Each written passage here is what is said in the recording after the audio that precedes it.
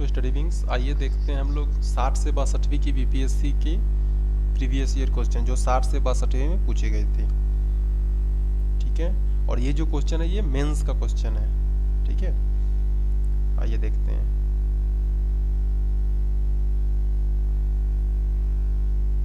पहला क्वेश्चन है 1942 के भारत छोड़ो आंदोलन के दौरान बिहार में जन भागीदारी का वर्णन कीजिए। तो इसमें जो हम लोग पॉइंट देखेंगे वो देखेंगे 1942 के भारत छोड़ो आंदोलन, यानी कि जो मेन इसमें का हमारा पॉइंट है वो 1942 भारत छोड़ो आंदोलन है। ठीक है, क्योंकि अगर आपको अगर पिछले 5 साल का क्वेश्चन पेपर देखना है प्रीवियस ईयर का, तो अगर आप एक एक क्वेश्चन देखोगे तो वो आपको कभी याद नहीं रहेगा। लेकिन अगर उस क्वेश्चन के पॉइंट को आप अगर कहीं नोट कर लेते हो या अपने दिमाग में उसको वो कर लेते हो, तो उसको आप जब भी आप 1942 के भारत छोड़ो आंदोलन के संदर्भ में आप जब भी पढ़ेंगे तो ये आपके दिमाग में कहीं ना कहीं आएगा कि हाँ 1942 से रिलेटेड क्वेश्चन प्रीवियस ईयर में आया हुआ था और ये मोस्ट इंपॉर्टेंट टॉपिक है। ठीक है, इसलिए हम लोग इसमें जो है ना, आप जब भी प्रीवियस ईयर क्वेश्चन को देखिए तो उसमें आप उसके टॉपिक को देखिए कि उसका मेन टॉपिक क्या है, किसके बारे में पूछ रहा है। ठीक है, तो वो ज़्यादा आपके लिए सही होगा। नेक्स्ट क्वेश्चन की अगर बात करें तो बिहार में 1813 से 1947 तक पाश्चात्य शिक्षा के विकास की विवेचना कीजिए।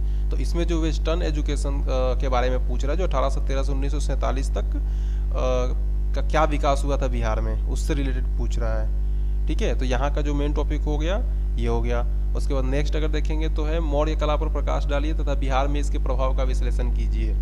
मौर्य कला, पाल कला और पटना कलम, ये 3 टॉपिक है जो लगभग कभी मौर्य कला पे आएगा तो उसके नेक्स्ट ईयर पटना कलम पे आएगा, फिर उसके नेक्स्ट ईयर पाल कला पे आएगा। तो ये जो 3 टॉपिक है ये मोस्ट इंपॉर्टेंट है, ये तीनों करना ही करना है आर्ट एंड कल्चर में।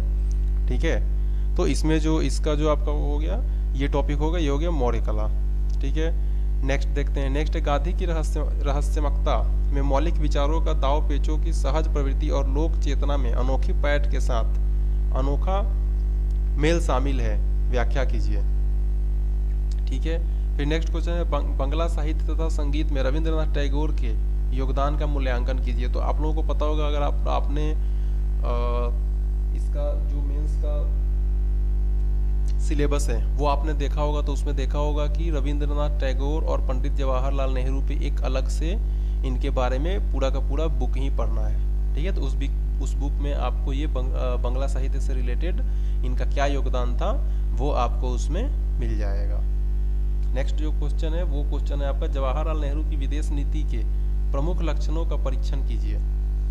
तो जवाहरलाल नेहरू जो प्रधानमंत्री बने हमारे देश के प्रथम प्रधानमंत्री, उसके बाद उनका जो विदेश नीति था तो उसमें क्या क्या उनका मेन प्रमुख लक्षण था तो उसका परीक्षण करना है। ये भी आपको जो इनका अलग से गांधी, नेहरू और टैगोर का एक अलग से बुक आएगा, एक बुक आपको पढ़ना है हिस्ट्री, इन तीनों से रिलेटेड उससे आपका ये कवर हो जाएगा। इस टाइप के क्वेश्चन जो भी आएंगे, और ये लगभग इस टाइप के क्वेश्चन आते ही आते हैं। अगर खंड 2 में देखें तो इसमें है डोकलाम गतिरोध क्या है, इसके अंतर्निहित कारण क्या थे, भारत ने इससे राजनयिक एवं रणनीतिक मंच पर क्या सीखा, क्या इस प्रकार के विवादों को सुलझाने में गांधी दर्शन उपयोगी हो सकता है, यदि हाँ तो कैसे। देखिए ये जो क्वेश्चन है ये करंट से रिलेटेड है। ठीक है, करंट में जो भी ये चल रहा था, ठीक है, उस समय 2018 जो चल रहा था, तो ये करंट से रिलेटेड है। इसको इस टाइप के क्वेश्चन करने के लिए आपका सबसे जो बेस्ट रिसोर्स है वो होगा राज्यसभा टीवी पे जो वो आता है, डिबेट आता है।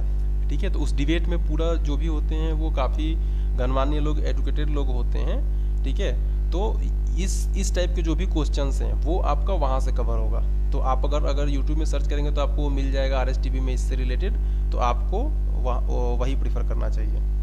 फिर नेक्स्ट क्वेश्चन, विमुद्रीकरण योजना को स्पष्ट कीजिए। जो डिमोनेटाइजेशन हुआ था उसके बारे में है, आपके विचारों में किस हद तक यह योजना सफल अथवा असफल रही, बिहार सरकार की शराब प्रतिबंध नीति पर इसके क्या प्रभाव पड़े। बिहार सरकार में शराबबंदी भी हुई थी बिहार में, तो उस पर इसका क्या असर पड़ा वो भी आपको इसमें क्लियर करना है। और इसमें जो हम लोग देख रहे हैं ना, इसमें क्या है बेसिकली कि ये क्वेश्चन पूरा करना नहीं है, बस हम लोग सिर्फ ये देख रहे हैं कि किस टाइप के क्वेश्चन आते हैं। मतलब अगर करंट से भी रिलेटेड, जैसे मान लीजिए कि डिमोनेटाइजेशन का था, तो कोई जरूरी नहीं है कि डिमोनेटाइजेशन का फिर से वो क्वेश्चन पूछेगा इस साल, ऐसा कोई जरूरी नहीं है। हो सकता है अभी जो फिलहाल जो करंट में जो भी टॉपिक चल रहा है, ठीक है, उससे रिलेटेड पूछ सकता है, CA NRC से पूछ सकता है, किसान वाला है उससे पूछ सकता है, इन सब चीज़ों से रिलेटेड ये पूछ सकता है। और जब भी ऐसा क्वेश्चन आता है तो हमेशा ध्यान रखिए कि वो सिर्फ और सिर्फ आपसे तथ्य पूछता है, ठीक है। वो बाकी जो ये न्यूज चैनल में ये सब चलते रहता है, ये सब कुछ नहीं पूछता है, वो आपसे तथ्य पूछता है। तो आपके लिए सबसे बेटर होगा कि आप राज्यसभा टीवी का जो यूट्यूब चैनल है उसको फॉलो करें, उससे आपका ये सब क्लियर हो जाएगा। नेक्स्ट क्वेश्चन है, उत्तर कोरिया एवं अमेरिका के बीच विवाद को विस्तार से समझाइए। क्या इस विवाद को हल करने में संयुक्त राष्ट्र एक महत्वपूर्ण भूमिका निभा रहा है? यदि हाँ तो कैसे, और यदि नहीं तो इसके अंतर्निहित कारण क्या है? अगर नहीं निभा रहा है तो इसके अंतर्निहित कारण क्या है? इस विवाद को सुलझाने में कुछ उपयुक्त सुझाव दीजिए। देखिए ये सब जो भी रिलेटेड है ना, ये जो भी करंट से रिलेटेड है, कहीं किसी देश में कुछ इशू चल रहा है या फिर कहीं कोई बहुत ज़्यादा मुद्दा हाईलाइटेड है, तो ये सब जो भी है राज्यसभा टीवी में देश देशांतर करके आता है, बिग पिक्चर करके आता है, बहुत सारा उसमें शो आता है जिससे आपका ये सब चीज़ कवर हो जाएगा, ठीक है। तो आप उसको देखेंगे तो ये आपका कवर हो जाएगा। नेक्स्ट क्वेश्चन है, जीएसटी क्या है? भारत में इसके परिचय के पीछे क्या प्रमुख कारण थे? भारत की अर्थव्यवस्था और मौद्रिक नीति पर इसके कार्यान्वयन से क्या लाभ एवं नुकसान हुए? फिर नेक्स्ट क्वेश्चन पूछ रहा है, मानवाधिकारों से आप क्या समझते हैं? संयुक्त राष्ट्र संघ द्वारा मानवाधिकारों की सार्वभौमिक घोषणा पर प्रकाश डाले। जो 1948 में घोषणा हुई थी उस पर बोल रहे प्रकाश डालने को। बिहार सरकार द्वारा पिछले एक दशक में इन्हें बढ़ावा देने हेतु क्या प्रमुख प्रयास किए गए हैं? ठीक है, बिहार के संदर्भ में भी ये पूछ रहा है स्पेशली। और खंड अगर 3 की बात करें तो इसमें स्टैटिक्स है, ठीक है। तो स्टैटिक्स का मैं PDF अपलोड कर दूंगा, आप वहाँ से डाउनलोड करके देख लीजिएगा। चलिए ठीक है, मिलते हैं नेक्स्ट वीडियो में।